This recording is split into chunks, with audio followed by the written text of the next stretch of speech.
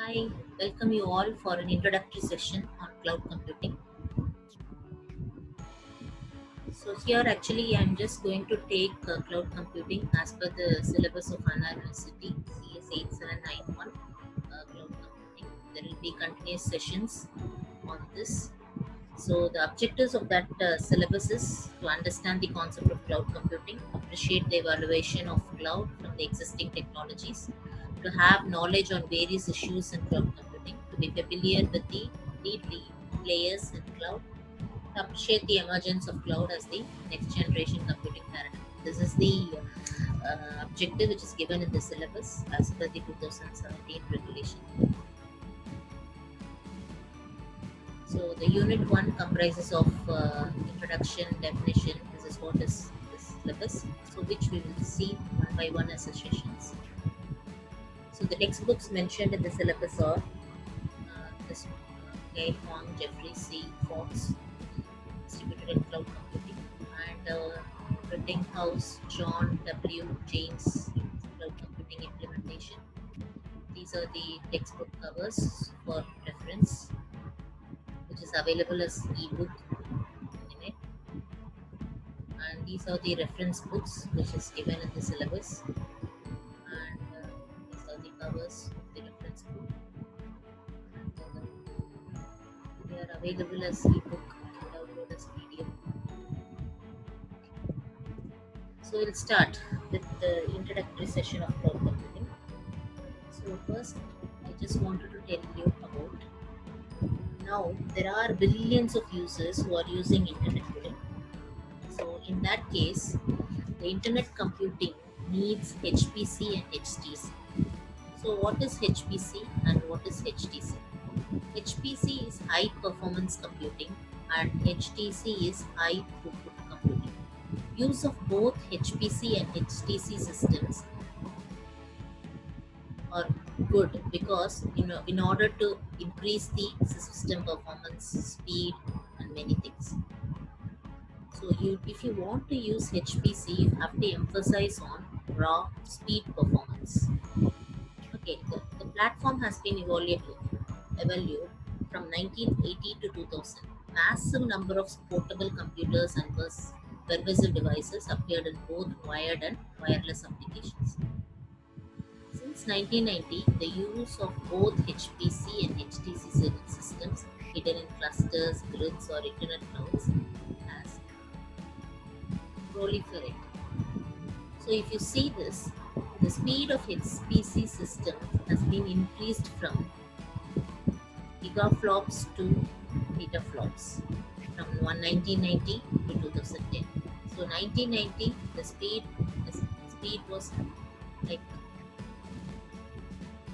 gigaflops. Okay, gigaflops in the sense it is speed 1 billion floating point operations per second. Flops is one floating point operations per second. So in 1990 it was gigaflops, that is 1 billion floating point operations per second. But in 2000 it has increased to petaflops, which is nothing but 1000 teraflops. Teraflops is 1000 gigaflops. So this much amount of speed has been increased in HTC. So HTC pays more attention to high flux computing. Main applications of high flux computing is in internet searches and web services by millions of users simultaneously. Internet searches and web services, each and every minute users are using simultaneously. So this throughput, HTC, high throughput, pays more attention here. So there are these are the main things which we should know why the scalable computing over internet has been increased day by day. And then if you want to see the new computing paradigms, so introduction of service oriented architecture, web 2.0, all this has happened. Advancement in virtualization and growth of internet is huge. And if you know now, the maturity of RFID, GPS, and sensor technologies led to the development of IoT. But basically, when computer was invented and computer then when came into existence for people, it was called as a very big calculator in 1960. Maybe in 1984, John Gage said that a network is a computer, because that time network was ARPANET started and the network was there to implemented. So in 1984, they said network is a computer. In 2008, David Peterson said data center is a computer. When data center usages, when Facebook, all these new apps, WhatsApp, all this came into existence, people started sharing lots and lots of data through internet. That time data center is a computer. Then after that, when we want to save all these pictures, images, Wikipedia, all the storage devices in a cloud, then Rajkumar Bhuya, he said cloud is a computer.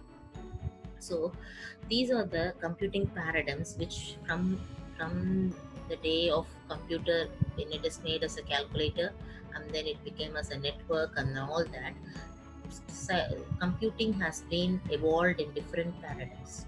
So initially we had a centralized computing where all computer resources are centralized. So if you see in this slide, there are various computing paradigms. Other than that, we'll be seeing 2 or 3 more computing paradigms which are there now. So first these are the basic computing paradigms. The first we will see centralized computing. So as you know, centralized computing, all computer resources are centralized in one system. All resources like processor, memory, and storage are fully shared and tightly coupled with one integrated OS. The picture reveals that there is one headquarters where it has all processor, memory, and storage. So this is a centralized computing. The disadvantage of the centralized computing is lot of CPU processing power is required, flexibility, and total reliance on that particular processor or memory or storage. If anything happens to that particular storage or the physical system, then the entire computing will become a mess. So that is the great disadvantage of centralized computing. Then we will see parallel computing. Parallel computing are programs that run in parallel. So it's a shared memory. So programs running in parallel computer are called parallel programs. The process of writing parallel programs is often referred to as parallel program. So as you know, a very big problem will be given, and it will be given into, we will be splitting that problem into different tasks and it will be running parallelly. Okay. So the disadvantage of this is the power consumption is high, extra cost for data transfers, synchronization and communication thread, all this architecture and OS, all this is difficult. Extra cost in data transfers, synchronization and communication. That is more expensive there. And architecture of this particular parallel computing and the operating system to be involved in this parallel computing is difficult. So that is these are the disadvantages of parallel computing. The next one is we will see is distributed computing. So distributed computing, the distributed system consists of multiple autonomous computers, each having a private memory, communication through a computer network. Information exchange is in a distributed system is accomplished through message passing. A computer program that runs in a distributed system is known as a distributed program. The process of writing distributed programs is referred to as a distributed program. So the diagram shows that the disadvantage mainly here is it provides adequate security. Message and data loss will be there while moving from one node to another node. It's a little complicated. It results in overloading, and if all nodes send data at once, it results in overloading. So mainly we need high throughput computing. Why? Because we have internet searches and web services by millions of users simultaneously. So when simultaneously if it is happening, this particular distributed computing results in overloading. So that is the main disadvantage of distributed computing. And we will see one special kind of distributed computing is the grid computing. It's a processor architecture that combines computer resources from various domains. computer on the network work on tasks together. When you see in distributed computing, different computers within the same network share one or more resources. In distributed computing, different computers within the same network share one or more resources. But in grid computing, every resource is shared, every resource is shared, turning a computer network into a powerful supercomputer. That is, the computers on the network can work on a task together, thus functioning as a supercomputer. So that is the main thing in grid computing. This grid computing has some disadvantages like licensing across many servers. If you're using many servers, licensing is a problem. Sharing resources will also be difficult.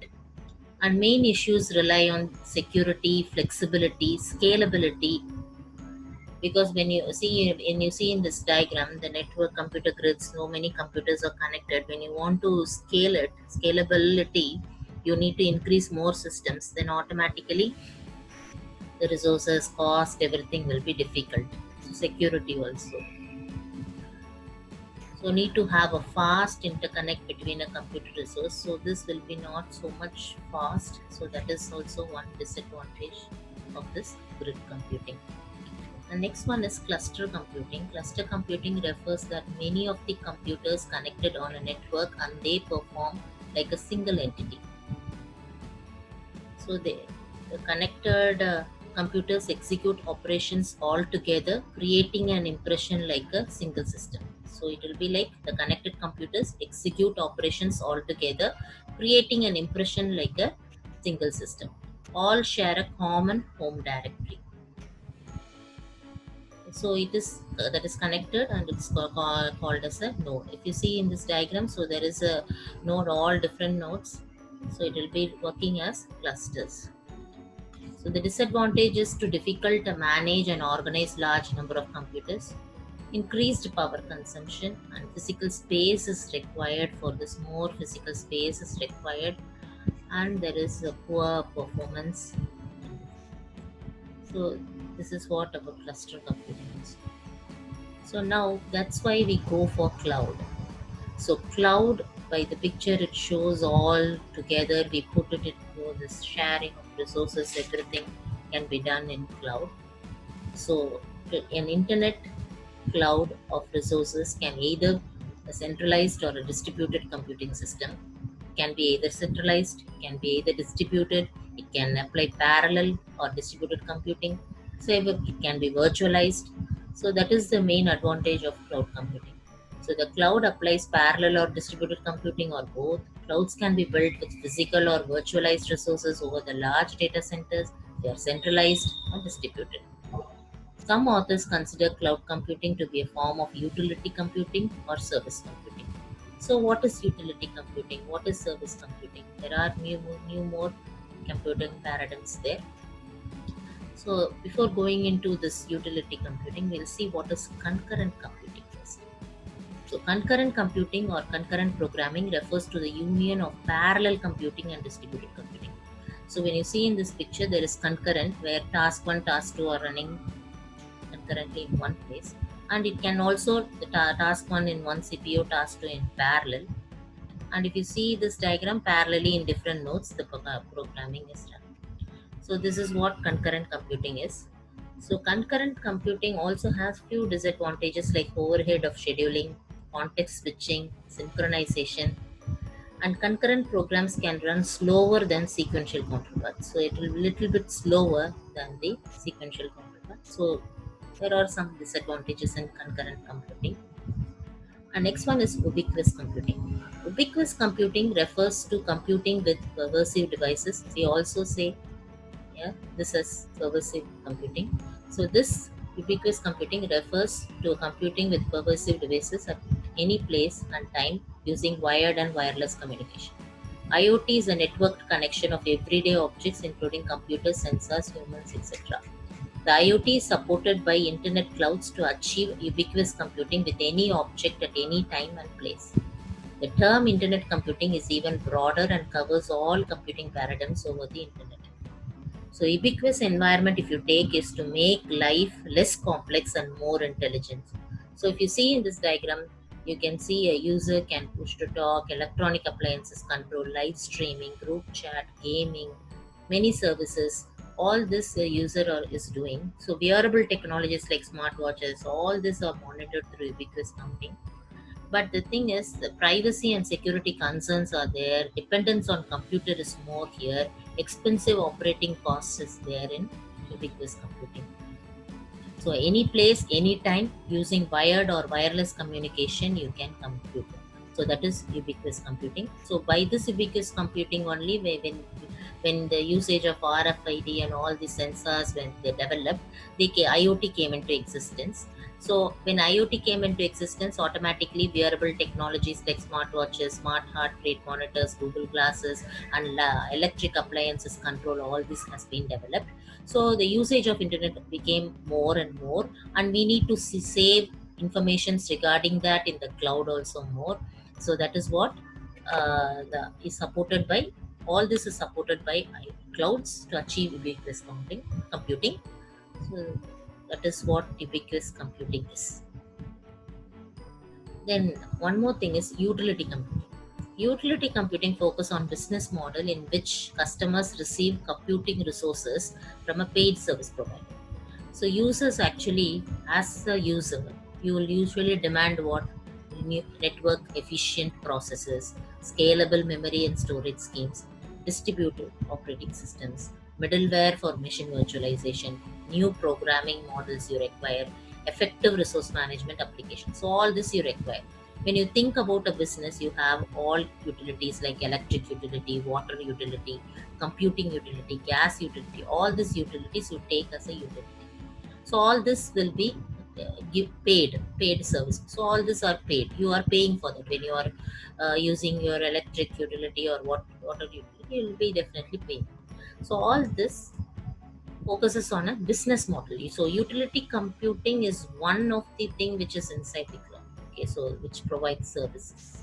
So all grid cloud platforms are regarded as utility service providers. So you say cloud platform is a utility service provider.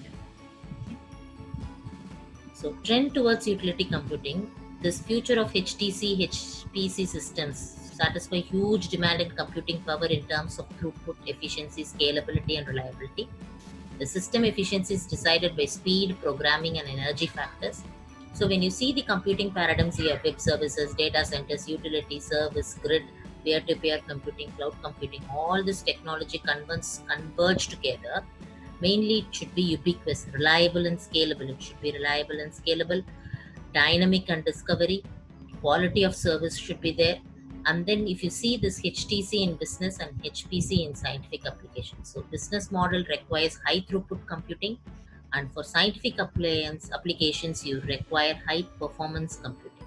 So all together, if you converge, then you go to a trend towards the computing paradigm. So all together you require a computing paradigm. So cloud computing over the internet, IBM, one of the best cloud provider, they said that cloud is a pool of virtualized computer resources. A cloud can host a variety of different workloads, including batch style, backend jobs, interactive and user-facing applications. So cloud computing applies a virtual platform with elastic resources on demand by provisioning hardware, software, and data sets dynamically. Cloud computing leverages its low cost and simplicity to benefit both users and providers. Machine virtualization has enabled such cost effectiveness. Cloud computing intends to satisfy many user applications simultaneously. So virtualize resources from data centers to form internet cloud provisioned with hardware, software, storage, network, and services for paid users to run their applications. So inside cloud, hardware, storage, service, internet, network, software. So user, you can submit request and you paid services will be given. Some free services are also there. So all this is what virtualization of resources from data centers to form a cloud. So it provisioned with all these hardware, software, storage network, and services for paid users to run their applications. So why for introductory session we have seen all these computing paradigms is how far each and every computer paradigm has evolved, and there are some disadvantages in each and every paradigms. So when distributed computing came, we said okay, distributed, it's not centralized, so there is we can take it from anywhere, everywhere, at any time. So when it came, then there is something called grid computing, cluster computing. Then we required when users are more, when people are there, using web services and clouds, internet services day by day, millions of users started using simultaneously. We need a high power system and high throughput computing we required, and we need more services and storage area. So people started thinking about one place where you can store everything, all these services, and then easily you can take it from there. So this is what the introductory session of cloud computing. So there are many more sessions to come. Keep saying it. Thank you.